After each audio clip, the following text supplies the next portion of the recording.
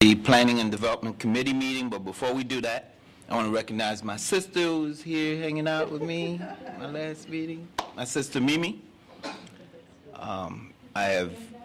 Yes, Mimi, stand up. They want you to stand up.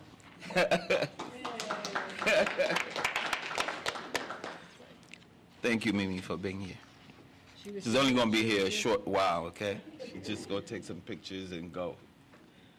She wants to show my mother that I really do this.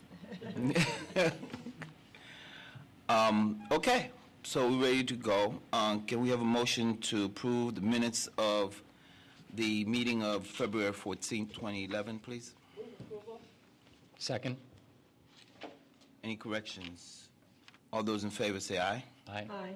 Okay. Next item on the agenda is a request that we approve staff recommendation to renew the grant to Interfaith Housing Center of the Northern Suburbs for $25,000 to provide continuation of the Evanston Foreclosure Prevention Program. Can we get a second? Second. Any discussion? Okay. Alderman Rainey. I know from time to time we hear from Connections. I'm sorry. This is Interfaith. Interfaith. Well, from time to time we hear from them. Have we gotten any updates or reports about the number of clients that they have served? I know there's a sign downstairs that Interfaith is with us, but I know they do great work, but I don't have any information about how many people they've helped.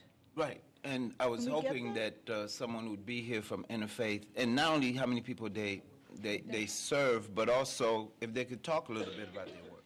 And have they actually been successful in getting Right. people out of their problem? Okay, good. Okay. Sarah Flax, Housing and Grants Administrator. I'll respond real briefly, and then I'll turn this over to Jasmine Brewer, who is here from Interfaith, who actually does most of our counseling. Interfaith has worked with 39 households in the past year, and actually in the application had written up some of their successes. One of the challenges with foreclosures is frequently people come too late to be actually helped in getting a workaround, but I think that some of the cases that Jasmine can talk about really speak to how effective that they have been. Jasmine, can you? Good evening. My name is Jasmine Brewer. I'm the director of the Housing Counseling Program with Interfaith Housing Center. As Sarah stated, we did serve 39 households in the city of Evanston, and that was slightly under our goal of 45. But what we did notice, one of our goals when we received this grant was to bring on another staff person full-time to be able to assist me at that. Before we had another staff person, I was handling, it was approximately about 350 cases a year. Since that time, the quality in terms of the number of cases that have actually been resolved has been phenomenal. Just to cite some of the examples from Evanston, business owner owns a business in the city of Evanston, interest-only loan, 3 months delinquent, and had no idea what to do and tried to negotiate with his lender and just was not successful. And within 6 months, which is relatively short, these cases can go on for 2 years, he received a modification, principal and interest loan, and dropped his payment $700. So that is just an example of how these cases are. We're making leeway in terms of the networks that we've created with some local lenders as well as national lenders. And we'll be looking to continue to be able to do that because we do, of those 39 cases, about 15 have been resolved, but that means that about another 10 to 12 are still open. And would like to be able to see that through, obviously, whether we receive the funding or not. What does resolve mean? That means that a couple of things. Either we were able to work with an agency such as Connections for them to receive some financial assistance while we adjusted some budget and financial issues in the household. They could have received a loan modification, which could have changed the terms of their loan to make the loan more affordable long term. Or we work with some of the local lenders in the area to, for them to refinance into a more affordable long-term loan. Have there been any cases that you worked with that you couldn't have a positive resolution on?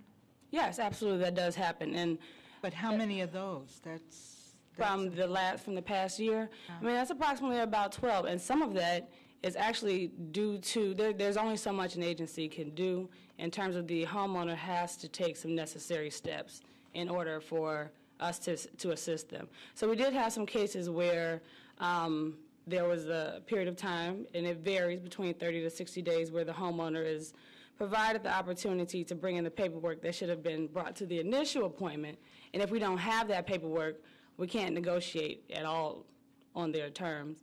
Other things that may happen is that, honestly, they just truthfully may not be able to afford the loan. And in those instances, it could be, and we have had it in several instances where, and the key word is foreclosure prevention. So that doesn't mean that they necessarily get to keep the home. So we may negotiate with their lender where maybe they can make partial payments, so while they have the property listed for sale, and they have the time frame to be able to sell it before it goes to foreclosure. Okay. I'm just surprised that you've only had 12 cases you've not been able to help. Seems to me that there would be a lot more people coming to you, and I mean, is it just we don't have enough people inquiring? Because you talked about 350 cases. Absolutely. Well, part of that, one of the challenges that we had this year was, I know that I reached out personally to several aldermen as well as organizations in the city of Evanston who were not responsive. Part of this is that, I mean, I've attended some of Alderman Holmes' meetings, is that people who are seeking this type of assistance need to turn somewhere they can trust. There are a lot of organizations and companies out here that are doing scams and charging people money for the same service, and they're not receiving any type of positive benefit. But it needs to become more of, you know, in the consideration of this grant being renewed, of more of a partnership between Interfaith Housing Center and the city in terms of the outreach opportunities. I did some workshops in the city of Evanston. We have other staff members who, such as Jackie Grossman, who has referred people over if they have home sharing clients. So it has been a number of things, and actually, even though we were provided some space at the Civic Center, we had some challenges for people who may have been too embarrassed to come to the Civic Center. So then we had to deal with the challenges of, okay, well, how do we do telephone counseling? And you just fax me the information if you can't make it to Winnetka. So those are part of the challenges of the program. Yes. I think one of the things is that we have to continue to educate folk that there is some help if they ask early enough, and there might be some still assistance even if they've missed that third payment, that sometimes Interfaith can help with that. But people are just really reluctant, and I know you and I have co-sponsored workshops together with Jasmine doing that, and just trying to get the people out to do it. People want to have a more private thing than having a workshop. It's kind of amazing when you talk to people in terms of, why didn't you tell somebody? Why didn't you ask earlier? You know, it's and it's just going to take more and more education to get people to understand that it's really all right to say you need some help, because it's better to ask for the help than to lose your home. True. And if I can make one more comment, and even still, again, even though the numbers, you know, that may seem small, compared to 2 years ago, a year and a half ago, it was not even an option in terms of the type of workout agreements, like the modifications we're receiving right now. And that is due to the long-term advocacy in terms of working with Fannie Mae, Freddie Mac, Department of Treasury. So they are coming more. I mean, in the last 2-3 months, I've had 24 loan modifications, which is phenomenal when I used to go months just waiting on one to come through. So it definitely, it's progressing, but I think, as Alderman Holmes suggested, that the continuum needs to happen. Okay, all right. Okay, I think it's been moved and seconded, right? Mm-hmm. All those in favor say aye. Aye. Okay, great. Item P2 is a request that we approve a staff recommendation to renew the federally required homeless management information system grant in the amount of $11,000. The grant period is January 1st, 2011 through December 31st, 2011. Okay, and this particular program, the HMIS program, is used to track clients of programs that assist the homeless and prevent homelessness. Okay? Can we get a motion? Move approval. Second. Yes, Alderman Rainey. I would like to know if we're ever going to get a report on the prevention of homelessness. Has any of the money spent had any effect on preventing or reducing homelessness? Yes, Sarah Flax. Seems if we keep funding programs to prevent homelessness, there must be some standard by Well- which we can compare current situation with like 5 years ago. There are, of the programs that are tracked through this system, the one that has prevention as part of it is HPRP, Homelessness Prevention and Rapid Rehousing. And I didn't bring those stats with me, but I can get them to you. There have been, of the clients served through that program to date, the largest number of them have been prevention clients, people who we've been able to keep in their housing. This is not people who have mortgages. This is people who are renting for the most part, because HPRP is not designed to help people who are having trouble with mortgage foreclosures.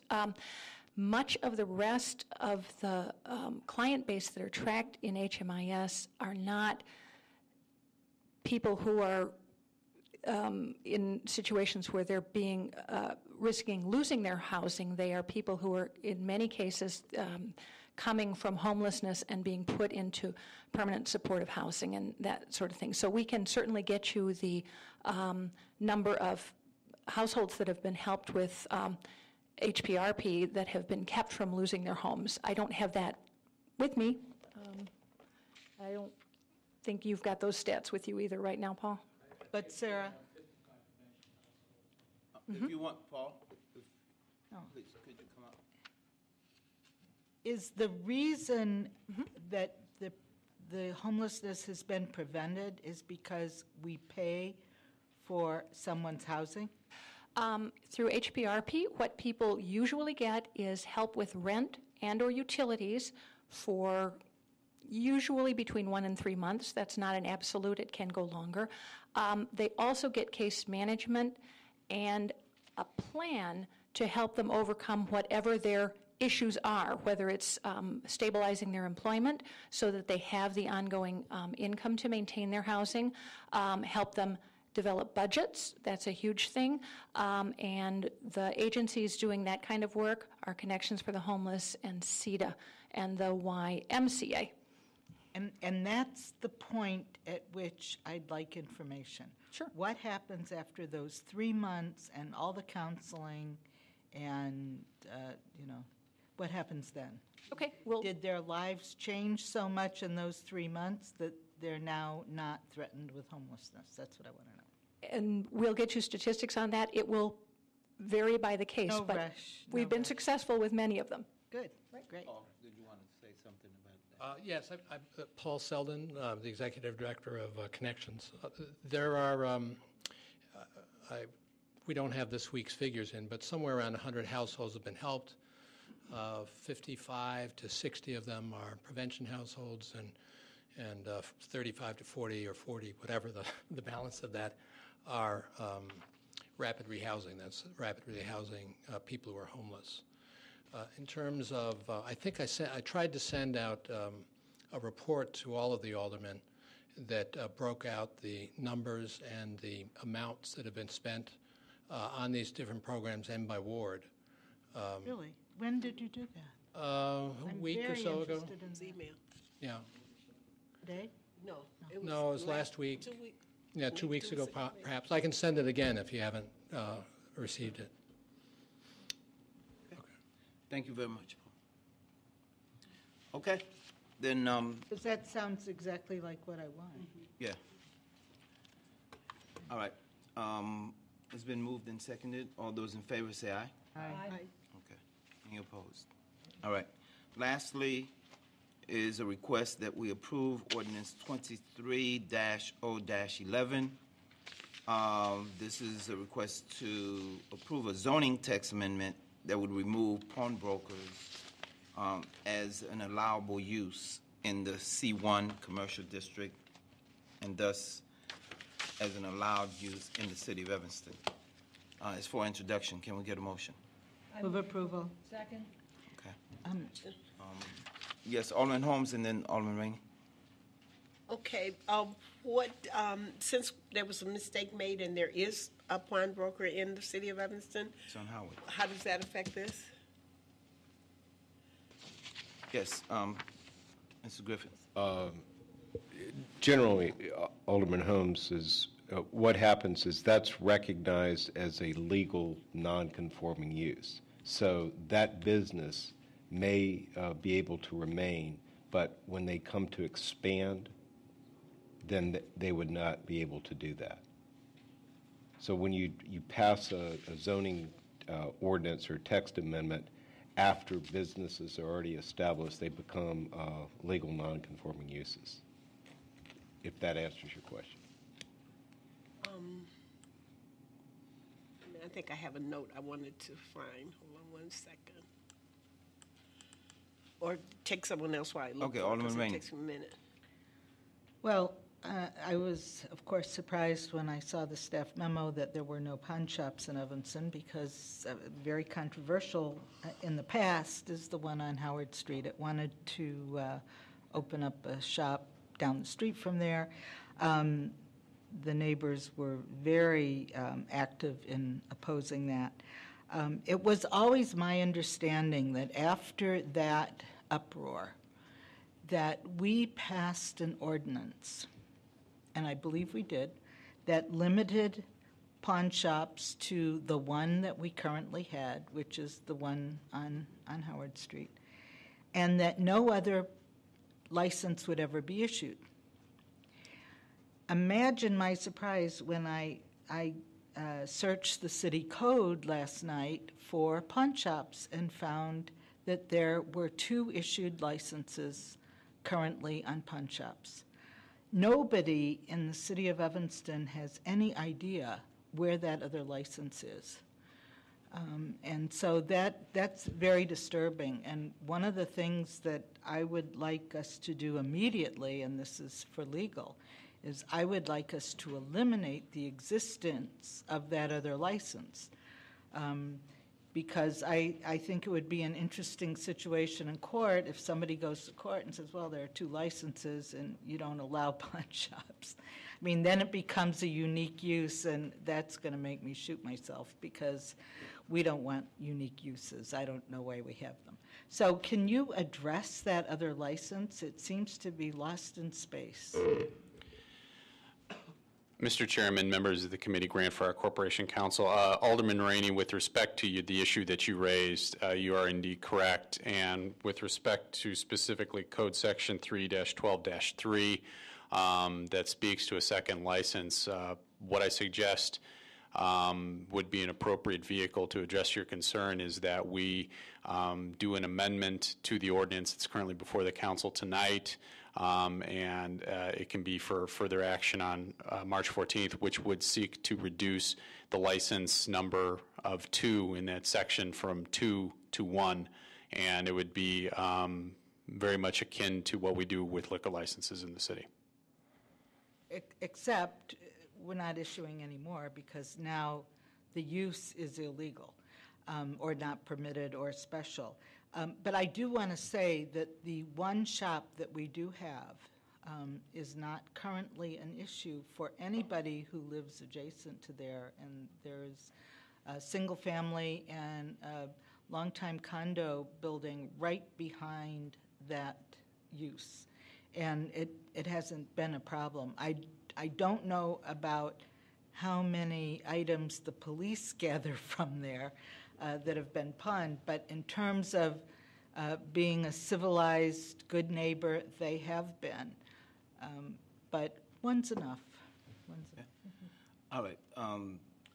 Would you then move that amendment? I will, the only reason I didn't do that before is because I didn't know if this is the appropriate place to put that kind of an amendment on the license.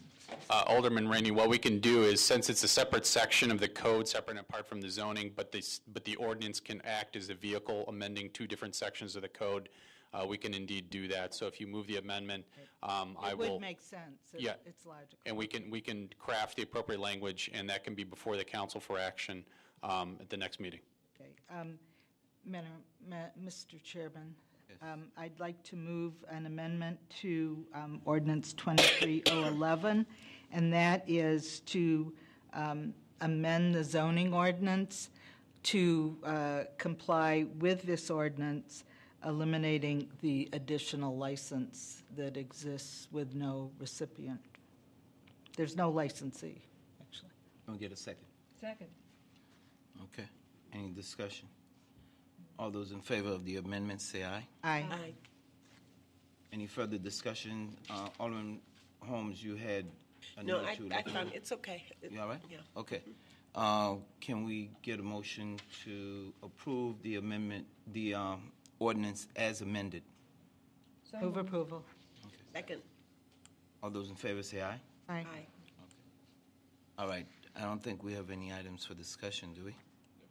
No communication? Can we get a motion to adjourn? So moved. Okay. All those in favor say aye. Aye. Okay. Beautiful.